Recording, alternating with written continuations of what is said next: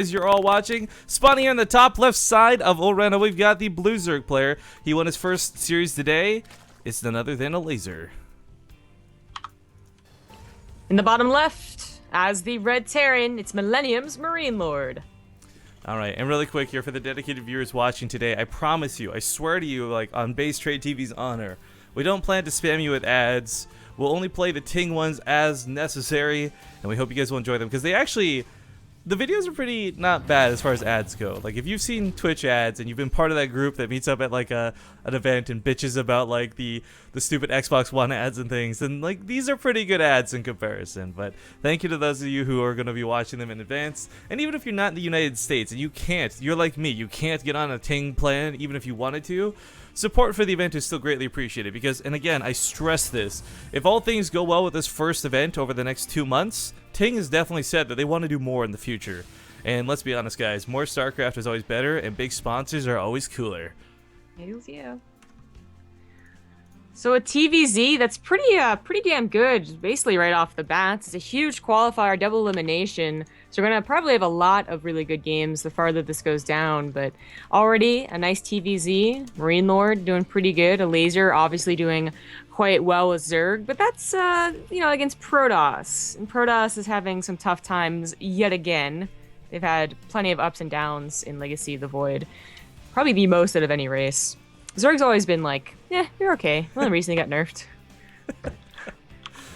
Zerg just like right off the bat, they're like, hey Zerg, you want a couple of buffs? I'm like, yeah, I think 1 or 2 things would be nice. Boom, Chitinous Planning upgrade. Boom, Adrenal Glands. Boom, Lurker. Yeah, they got a lot of stuff, so they've been looking pretty good. I mean, you still have Zergs complaining about some things from Terran, of course. Everyone's going to complain about something, but this is one of those really nicely set up matches, and only does the late game really frustrate the Terran. And even then, there are some Terrans that can be quite good in that late game. Yeah. Probably, most notably Beyond, but whatever.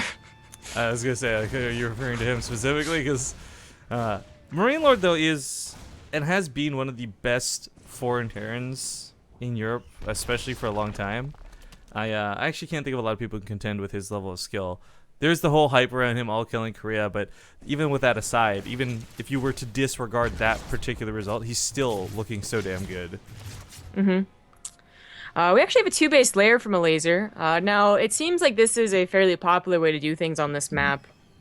You do get those mutas first, but then you do want to also switch out of the mutas, go back into those roaches, as if you try and go ahead and go, full on with mutilating bling, you're just asking for a bit of trouble. It's such a short map, mutilating bling really thrives off of counterattacks and keeping them back and buying that time, and Arena does not give you those opportunities. Speed was going to finish there in just a sec, too. That Reaper really had to go back home, so the timing on that for MarineLorD is really nice.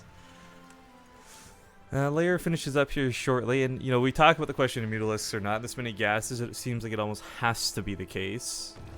It's no Roach Warren, Evo Chamber combination, so I doubt it's a Nidus. He's missing drone on gas. It's actually a pretty big deal if he doesn't notice. Ooh, Elazer, you better yeah.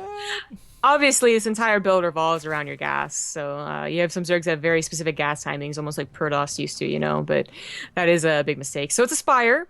And like I said, this has become a lot more popular. I think just because it's, this short by air distance, Terran just tries to abuse it no matter what. Like tank drops, Liberators sieging up your base, drops just in general, Widowmine drops, anything. And getting the mutas is going to shut that down ASAP. But the transfer over to Roaches, I do expect.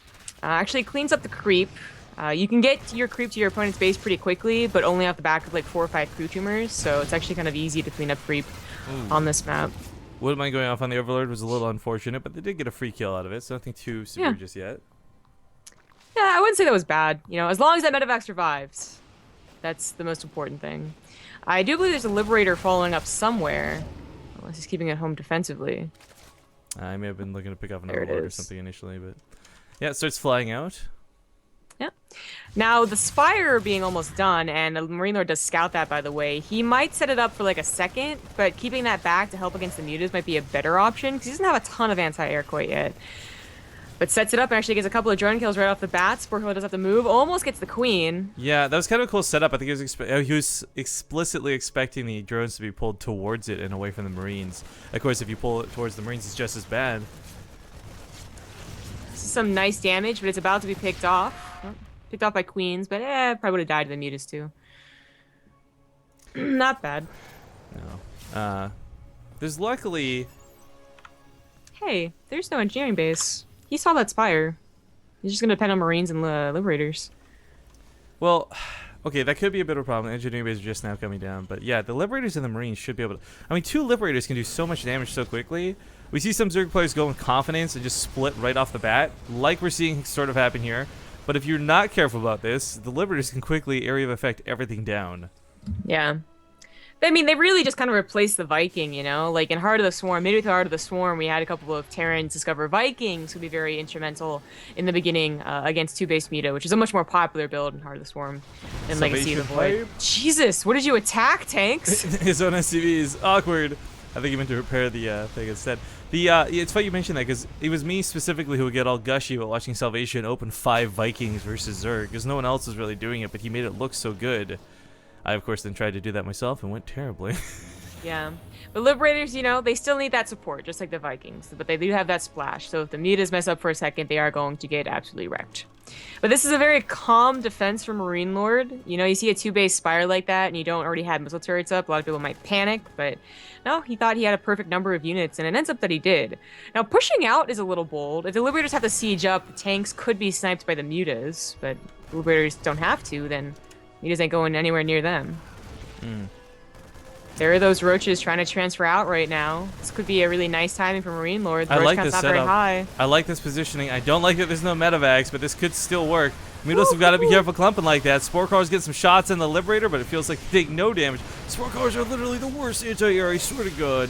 But the tanks are shooting away. The drones are getting pulled. This is getting really risky for Elazer. He's coming in with those mutas. They're split, but not split enough. This isn't like when you Magic Box versus a Thor. You have to actually create groups. So it does clean this up, but damn, that was dangerous. I mean, he took so much damage off the Queens. Most of them died here. Last one just barely survived, and that was a pretty good push from MarineLorD. Now the question is, does he have enough production behind this? Because, you know, that was nice. It hit right before the roaches were ready. The mutas were always scared of those Liberators. But his barracks, I think, only just finished up those reactors. So you look at the actual army of MarineLorD right here, and if there's like a Ling flood or the roaches come across the map, he barely has anything. By the way, that could have been a big mistake. More Bubs getting back with us saying $5 on Nerf Zerg, please. And I can get behind that, sir. I think a lot of people can right now. Liberator gets picked off.